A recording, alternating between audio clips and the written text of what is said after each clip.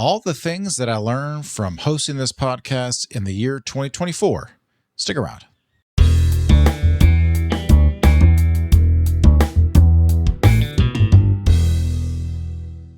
Hello out there. Welcome back to the Nursing Home Abuse Podcast. My name is Rob. I'll be your host for this episode. And if everything goes according to plan, this episode, if you're listening to it on the day of publication, it is Monday, December 23rd. So I figured that this would be a good week to do a self-indulgent episode and talk about the things that I learned from doing this podcast in over the past year. And I say that as though it's strange, but like I batch record these months and months and months in advance. So this is like one of the first times that I'm actually recording something and it come out relatively quickly after that. So that's a rarity for this podcast. So anyway, so hopefully it's the holiday season. Maybe you're listening to this driving to a relative's or family house. I don't know, but this is not going to be a normal episode.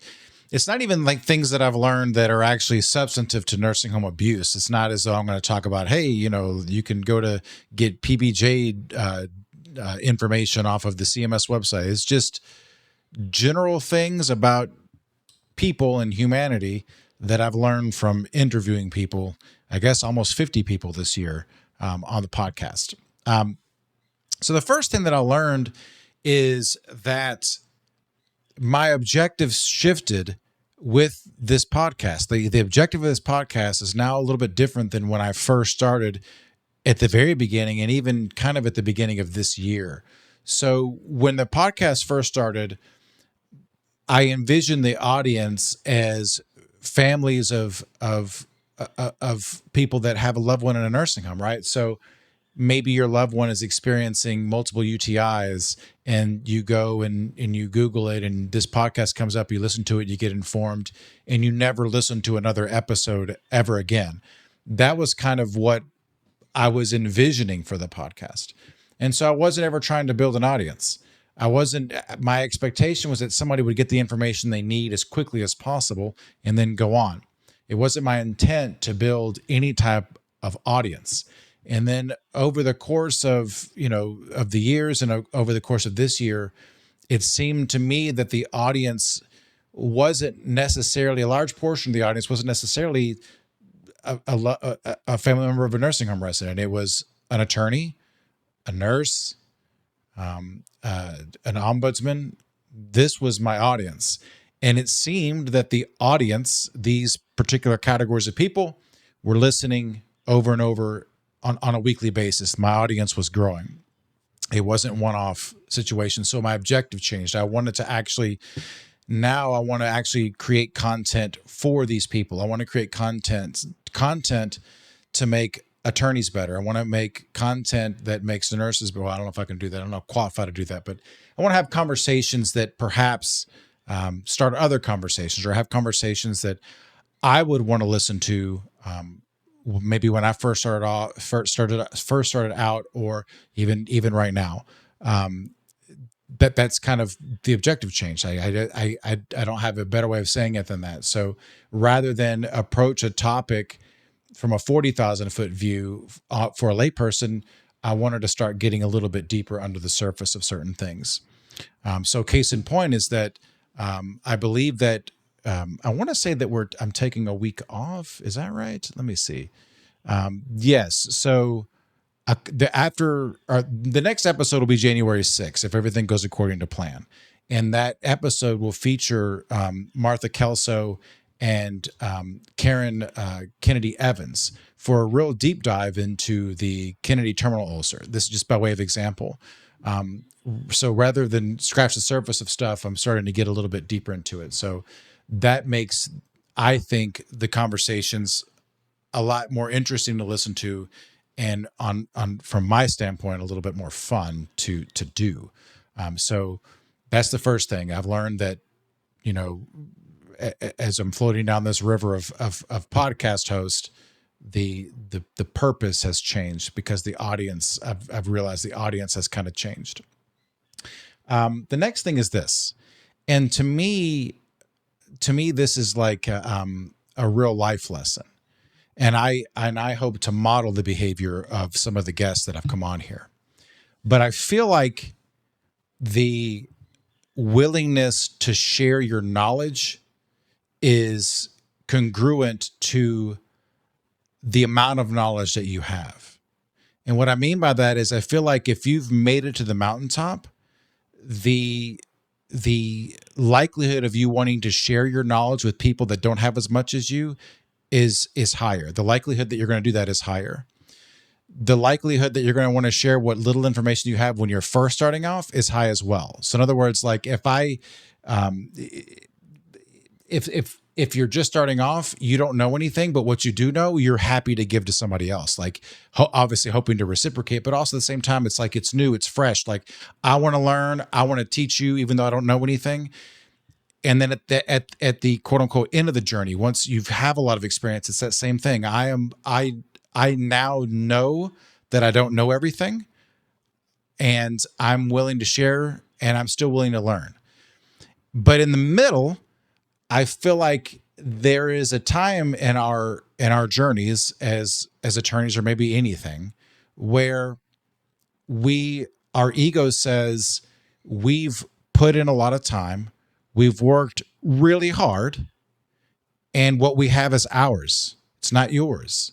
And we're less willing to share what we have because what we believe that we've acquired something that's exclusive to us.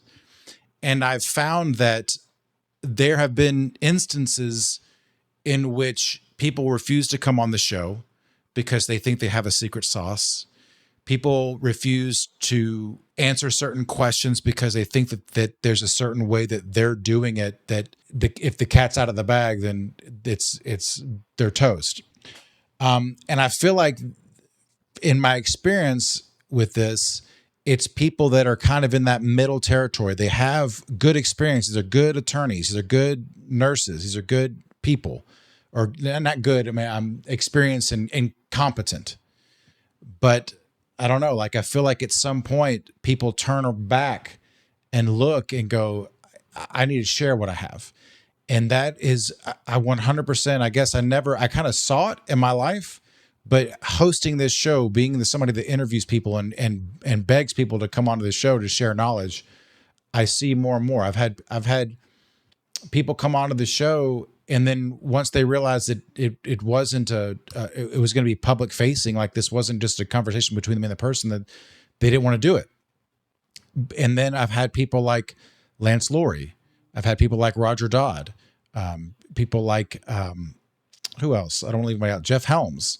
That these are master trial attorneys,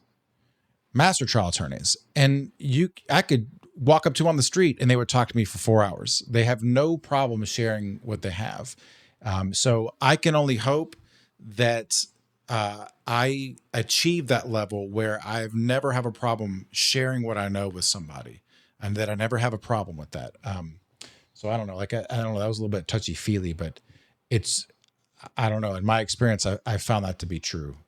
People that don't want to share tend to fall in that middle realm. They're not new, but they're not, they don't have gray hair. I would say the next lesson that I've learned interviewing people, hosting a show, is to let go of ego. And it kind of goes right along with what I was just saying about the willingness to share. I have to be willing to show that I don't know things. So what I mean by that is, like for the first few years of this podcast, 2016, 2017, I'm asking questions. I want to know the answer. I have no idea. Right. So I have to be willing to learn in public. Like, I have the questions that I ask, I want to know. It's not a lot of times I'm asking questions, I know the answer. I'm doing it as the benefit. I'm acting on behalf of the audience. But a lot of times that's not true. If I want to know, hey, how does a pressure injury, the etiology of the pressure injury work? Like, I'm actually asking that question. In other words, like, I have to let go of the thought in my mind that if I ask this question, perhaps I don't look as smart as I should look. And that was difficult. That's difficult because, also at the same time, perhaps opposing counsel is watching this show. I doubt it by the numbers. Perhaps somebody that might want to hire me is watching this show, or my community is watching this show. I don't want to look like a dum dum. I have to let go of that. I have to be confident in what I know and what I don't know, and not be afraid to ask the question. But most certainly, in episodes, even up to probably last week, there's going to be questions that I'm asking, and it's kind of like, how do you say you don't know X without saying you don't know X? And and it shows in the questions that I ask, and certainly at the very beginning of the program. If you can listen and say, oh, he clearly doesn't know what he doesn't know this. You just have to be not afraid to put yourself out there and to be ignorant. It's okay.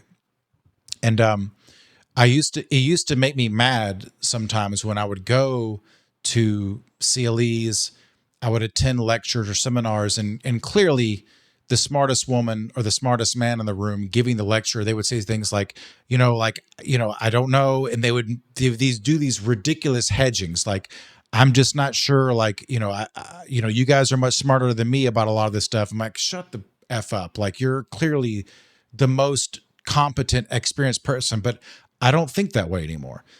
You have to know that there's a quadrant of knowledge, which is that things that you don't know that you don't know that you don't know them. And the more I've done this show, the more I've realized that there's a vast amount of information in that quadrant of knowledge. And so when someone is truly hedging what they know and they appear extremely knowledgeable, that's probably why. And I completely don't get super mad about that anymore. But just not having my ego get in the way of asking questions that I want to know the answer to, that I want my audience to know the answer to. That's been something that I've had to learn over the course of this past year. The next thing that I've learned is that there are certain people out there that don't want to come on the show, or it's much more difficult to get them on the show. So for the first few years of this show, I really, really wanted to talk to academics, the people that are producing papers, the people that are the professors, the physicians, the PhDs that put out, studies and things like that. I subscribe to the service to get the papers. I read them. And then, you know how that works. Like, there's one paper and it might have 15 authors, right? And so we would send out thousands of invites to come on the show. Everything from like, how does blood thinners affect the body after a fall, for example, things like that. And we're sending out thousands of invitations to these academics that have written these papers, and no one comes on the show. Out of 1,000 invites, I might get one response. Out of 1,000, I might get one. And that's been the case for a long, long time. But now that the objective of the program has kind of shifted, now I can throw a baseball and hit somebody that wants to come on this show. Or maybe that's just the status of podcasts now, because I'm talking about 2016, 2017 through 2023, I guess, it was difficult to get anybody to come on the show, but most specifically academics. Now, attorneys can come on the show left and right.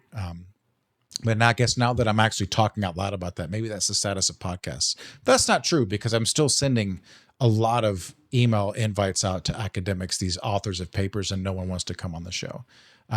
So that's something that I've learned. Like, you can't, like, I don't know, maybe it's the name of the show. I even actually thought about changing the name of the show to like Nursing Home Safety or Nursing Home Today or something like that. Because maybe it was the Nursing Home Abuse podcast and that I'm a plaintiff's attorney. That's why the academics were coming on the show, but I don't know if that's the case. But at any rate, the next thing I would say is that you can't do this alone. I have a great team of people that help me every week with this. I have a great kind of video editor savant, Christine, who does a great job with this show. She's the one that does all the graphics, things like that. She does the video editing, puts everything onto social media. I know the cat's out of the bag because for a long time as a running joke, because I was the only one that did anything with this podcast. In other words, I was the one that booked the guests, filmed it, edited it, did most of the work to make it seem like this podcast was a much bigger deal than it was. Speaking of ego, me and Will, my former co-host, former law partner, we would make up that there was a guy named Gene who was our producer. So even to this day, when I say that I want something queued up, I say Gene. But in reality, Gene is actually at this time Christine, who's been doing a fantastic job on this program for the past year. And Erica, I know that Erica did a lot of work. Erica is my sister-in-law. My sister-in-law. I don't know why I had to think about that. Sister-in-law, and she does a lot of great work trying to get the guests to come on the show. She's the one that sends the thousands of emails. But at any rate, it takes a team to get this thing up and running.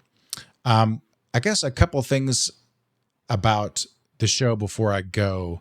I'm thinking about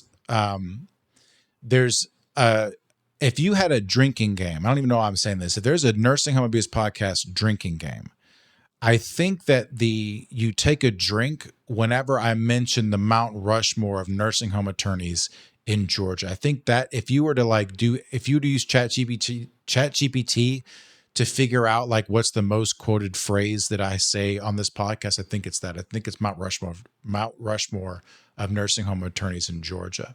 It used to be that I was in a band, or that I worked at O'Charlie's, or that my former law partner Will was a CNA for 10 years. There's just certain things that I feel like come up every episode.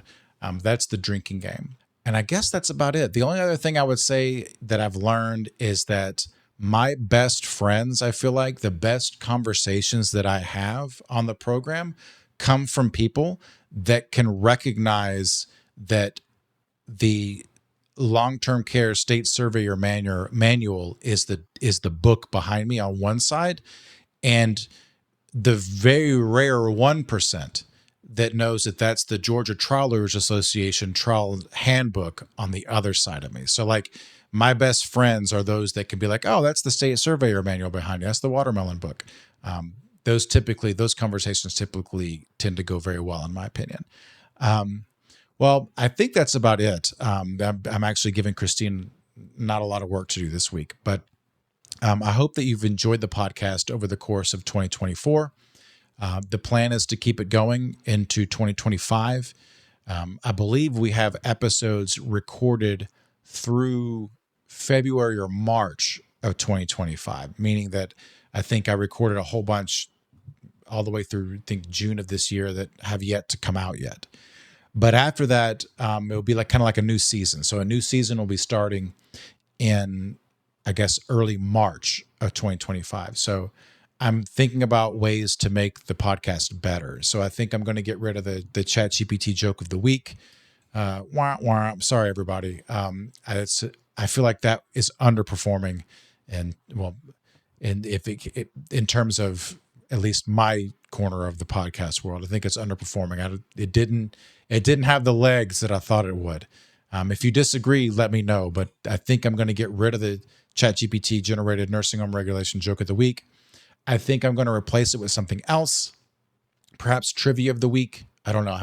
We haven't, as of today, we haven't decided yet. Let me know if you want me to keep the question of the week, if that is something that you look forward to, or something that you're keeping score of. Let me know. And if there's any guests that you want to see, if you yourself want to be a guest, let me know. It's much easier to get guests now. For the first time, I think, since I've been doing this for several years, I'm now getting solicited quite often for people to come on the show, which is a it's a welcome sight for Erica, who's the one that has to send the thousands of emails out. So anyway, so if you have any topics that you want me to address, if you have any guests that you would like for me to talk to, let me know. But we'll keep on, you keep on eating them, we'll keep on making them. So I hope that 2025 is a great year for you. And with that, folks, I guess we will see you not next week. Hang on. Let's do this. I'm going to do this in real time with you because right now, as I record this, it's mid-December. So we're going to have no episode on the 30th and come back on the 6th. So we're not going to see you next week. We're going to see you the week after that in the new year in 2025. And with that, we'll see you next time. Thanks for tuning in to the Nursing Home Abuse Podcast. Nothing said on this podcast, either by the host or the guest, should be construed as legal or medical advice, nor is intended to create an attorney-client relationship between the host or their guest and the listener. New episodes for now are available every other Monday on Spotify, Apple Podcasts, or on your favorite podcast app, as well as on YouTube and our website, nursinghomeabusepodcast.com. Again, that's nursinghomeabusepodcast.com. See you next time.